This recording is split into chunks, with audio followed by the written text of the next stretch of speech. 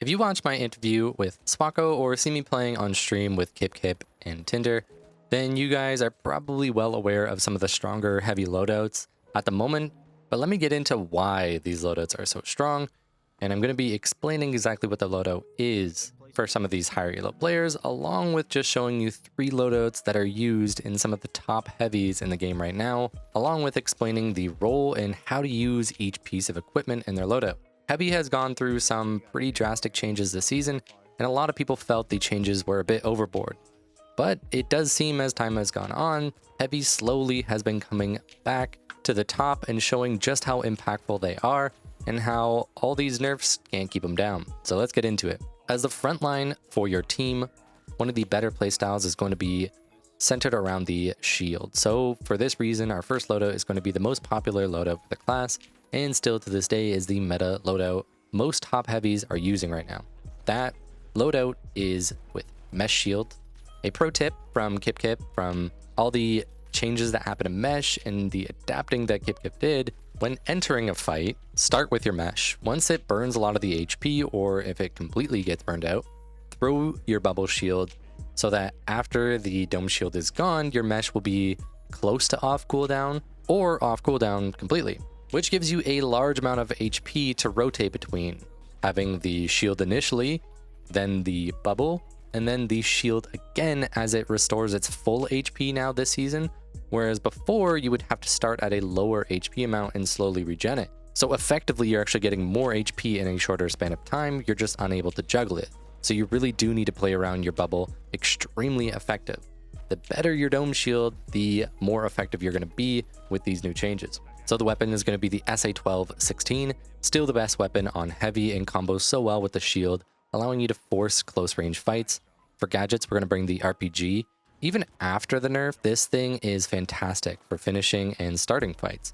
It combos well if you have a medium who gives you jump pads. The C4, as stated in the interview I did with Swako, is one of the most important parts of the class. It allows you to play for drop, which is one of the most important roles you can do during defense. Last, we have the bubble, which is still to this day one of the strongest gadgets to bring.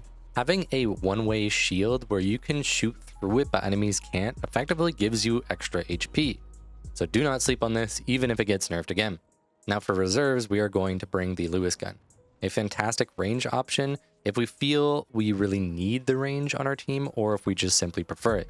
The barricade can also be brought here if we have another heavy on the team and we want to bring the extra defenses. But typically you don't want to rotate out many of your gadgets here unless you're synergizing with your teammates. That's why we're going to be bringing frag grenades, as this is a great swap, especially in the final round, as the entry damage can be really good and can essentially just win you the fights. Last, we're going to bring the goo grenade. If, like barricade, we simply need the extra defense, depending on map and playstyle, the goo could function as a better barricade.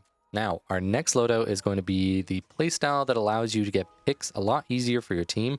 For the spec, we will run Winch Claw, obviously great for singling out enemies in a fight. To combo with this specialization, we'll be bringing the shotgun yet again.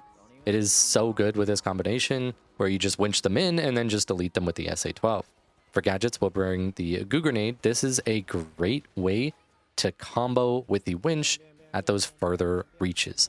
So if they are out of reach for your winch, you can simply throw a goo grenade to stop their movement, or even just to get them stuck in the goo, allowing you to push up and then get the winch a little bit easier. It can also be great for setting up defenses on a cash out. This essentially just forces enemies into a close range fight as they have to push past these walls. Next, we're going to bring the C4 for reasons, again, we really want to play for drop. After that, we're going to bring the dome shield. Obviously, in close range, the dome shield is going to be fantastic, so this is obviously going to just synergize really well. The reserves are going to be stuff to complement this playstyle or just alternatives. So we're going to be bringing the sledgehammer. Obviously combos really well with the winch claw. Can definitely upset your enemies, to which is a big bonus because it just ruins their mental. We also will bring the RPG, as this is strong if they happen to escape with low HP after a pull. Proximity sensor can be fantastic to bring in if you want to play off-site, especially if you have a light that plays gateway really well for defense setups. Having information of where the enemy's locations are on the cash out before taking the gateway can be massive. But honestly, I wouldn't really recommend bringing this in unless you are all going to be playing off of it. And even then, it might not be the best, but there isn't too many things on heavy that are worth swapping out. These are just alternatives that could synergize well with your team comp. Last, we're going to bring frag grenades. Honestly, I just love frag grenades in the reserve if we feel we need some of that extra range damage. This loadout works really well if you have good teammates to synergize well with. Often, the bursty type of teammates are going to be great on capitalizing on your winches, so consider what your team comp is before bringing this loadout. Now our last loadout is going to be my favorite pick, and it's when you are running a double heavy comp. If you already have a heavy running the standard meta loadout or something similar to it, you might want to bring in some stuff to cover potential counters and other meta compositions you might face. So we're going to be bringing Charge and Slam. This breaks up the enemy meshes, and the slam can be deadly when facing a full team hunkered on each other. Honestly, this can still be good even if it is just a single heavy on the team, but this is at least when I use it.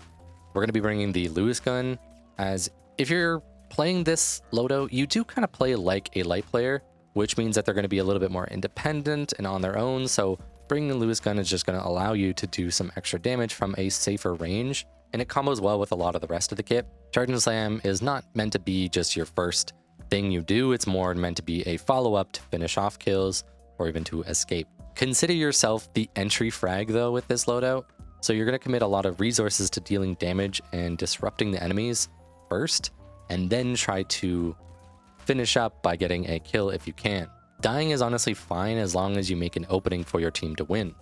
But don't just throw yourself in there without using the rest of your kit first. Speaking of which, we're going to be running the RPG.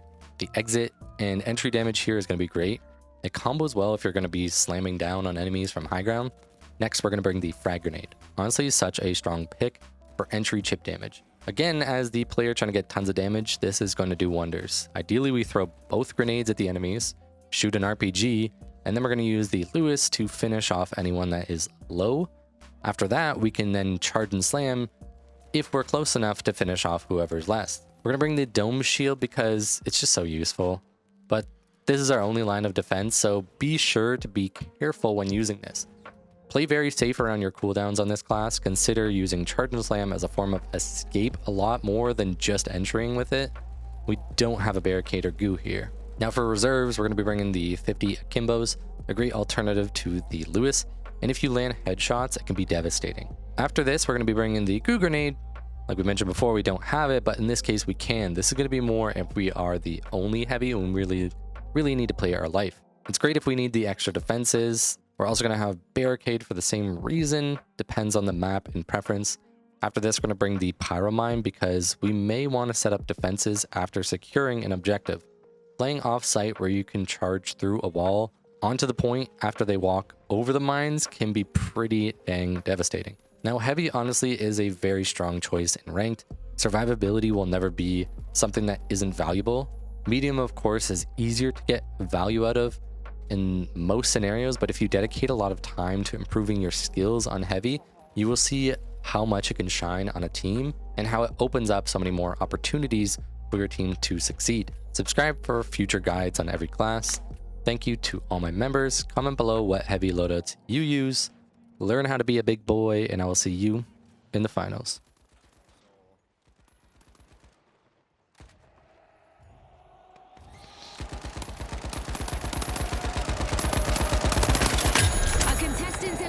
Streak is heating up and showing no signs of cooling down.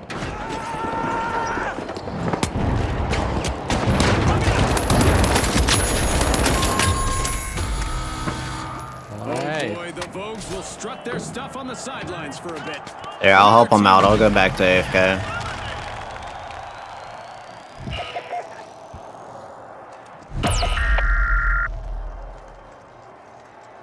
One v3. Cash out goes to the mighty. Let's see whether they can keep that momentum going.